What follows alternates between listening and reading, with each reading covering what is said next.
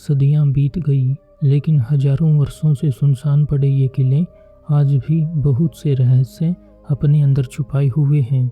बहुत से किलों के रहस्यों पर शोध हो चुके हैं, लेकिन बहुत से किलों के रहस्य आज भी गुप्त हैं। अपने आप में सैकड़ों रहस्यों को अपने अंदर छुपाए हुए हैं।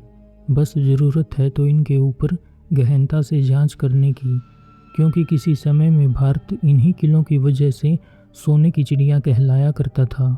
इसकी खास वजह थी कि भारत में सबसे ज़्यादा खजाना किलों के गुप्त स्थान पर अत्यधिक मात्रा में भंडार के रूप में पाया जाता था। कुछ किले के खजाने को तो उसी समय लूट लिया गया था, और उस समय लूटपाट को देखते हुए बहुत से खजाने को महलों से उठाकर किले के ऐसे गुप्त स्थानों में छुपा दिया गया था ताकि इन खजानों को दुश्मनों से सुरक्षित बचाया जा सके। किलों के महाराजाओं व कुछ चुनिंदा लोगों को ही इनके बारे में जानकारी हुआ करती थी।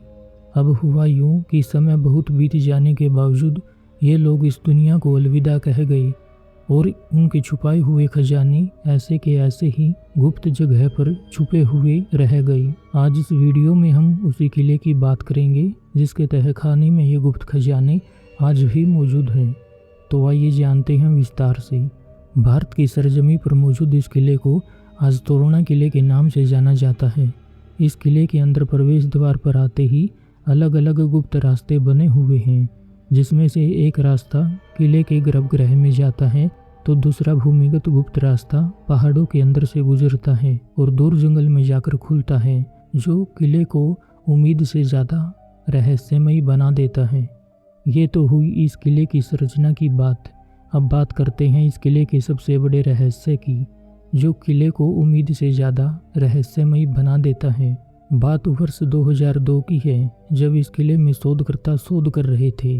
किले के इन गुप्त भूमिगत रास्तों पर जब शोध हुआ तो पता चला कि जिस तोरणा किले को लोग आज तक दो ही गुप्त रास्ते के रूप में जानते थे, उसके अंदर ऐसा रास्ता छुपा हुआ मिला जो किले के एक गुप्त तहखाने से गुजरता था, जो बहुत समय बीत जाने के चलते बुरी तरह से बड़े बड़े पत्थरों के गिरने से तहखाने का रास्ता बंद हो चुका था।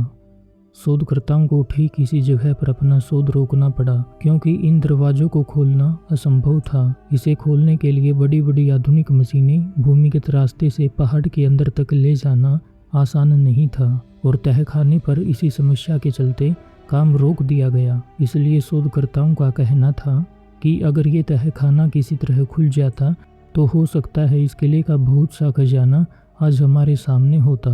2002 में हुए उस शोध के बाद फिर से ना तो कोई अन्य शोध हुआ और न ही भारत सरकार ने इन रास्तों को खोलने की अनुमति दी। आखिर में हमें ये कहते हुए बहुत बुरा लग रहा है कि हमारे प्राचीन भारत की ये जगह, जहाँ पर बहुत शोध होने थे, वो जगह आज तक वीरान पड़ी है और आज भी अपने अंदर बहुत से रहस्य समेटे हुए हैं।